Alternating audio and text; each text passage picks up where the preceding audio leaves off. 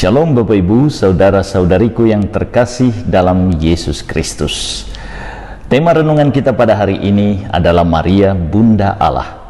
Adapun perikopa bacaan Injil yang akan kita renungkan pada hari ini 1 Januari 2021 diambil dari perikopa Injil Lukas pasal 2 ayat 16 sampai 21.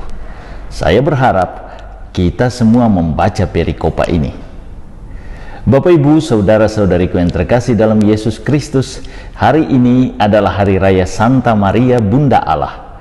Maria dinyatakan secara jelas sebagai Ibunda Allah atau Theotokos dalam Konsili Efesus tahun 431 dan Konsili Kalsedon tahun 451. Apakah ajaran ini dinyatakan jelas juga dalam kitab suci kita? Jawabannya, iya. Dalam pemberitaan akan kelahiran Yesus, malaikat Gabriel menyatakan dengan jelas, sesungguhnya engkau akan mengandung dan akan melahirkan seorang anak laki-laki, dan hendaklah engkau menamai dia Yesus. Ia akan menjadi besar dan akan disebut Anak Allah yang Maha Tinggi. Injil Lukas pasal 1 ayat 31 sampai 32. Perkataan malaikat Gabriel ini diulanginya lagi tatkala ia berkata kepada Maria yang bingung akan sapaannya itu, Roh Kudus akan turun ke atasmu dan kuasa Allah yang Maha Tinggi akan menaungi engkau. Sebab itu, anak yang akan kau lahirkan itu akan disebut Kudus, Anak Allah. Lukas pasal 1 ayat 35. Pernyataan malaikat Gabriel ini menyatakan dengan jelas bahwa Yesus adalah Anak Allah. Dengan huruf kapital, kalau kita perhatikan secara khusus dalam teks kitab suci kita. Artinya, Yesus adalah Allah. Kita semua manusia Kristiani mengimani hal tersebut. Kedua, jika Yesus adalah Allah yang Maha Kudus, maka Maria adalah Ibu Allah dalam realitas manusiawi Yesus Kristus. Karena rahim Maria telah dipakai oleh Allah untuk melahirkan putranya. Ketiga, kabar malaikat Gabriel ini juga membantah ajaran bahwa pengenaan gelar Maria Bunda Allah bukan hanya ajaran kosong gereja Katolik, karena dasar Alkitabiahnya sangat kuat.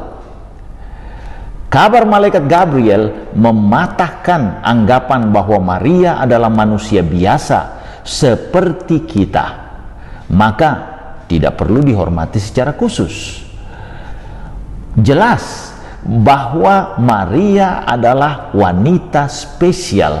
Mengapa? Karena ia dipilih Allah sendiri menjadi bunda putranya.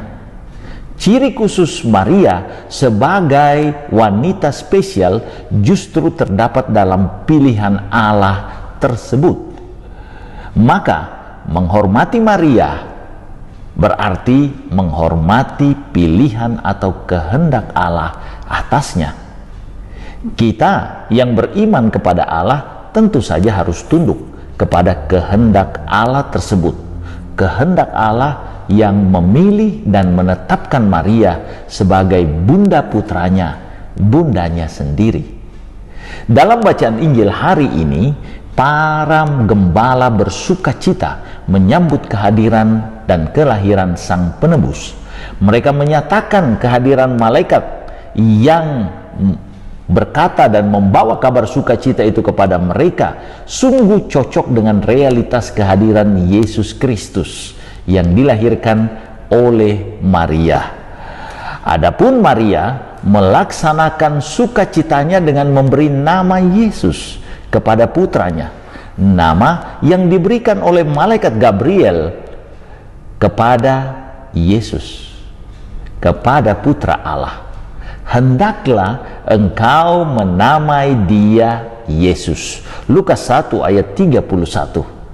Maria taat kepada kehendak Allah dan mengamini bahwa Yesus adalah Allah, karena nama Yesus berasal dari kata Yehosua, Allah yang menyelamatkan.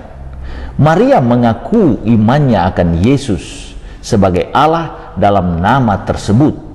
Nama itu bukan hanya menunjukkan identitas Yesus sebagai Allah yang datang untuk menyelamatkan manusia, tetapi juga menunjukkan identitas Maria sebagai Bunda Allah.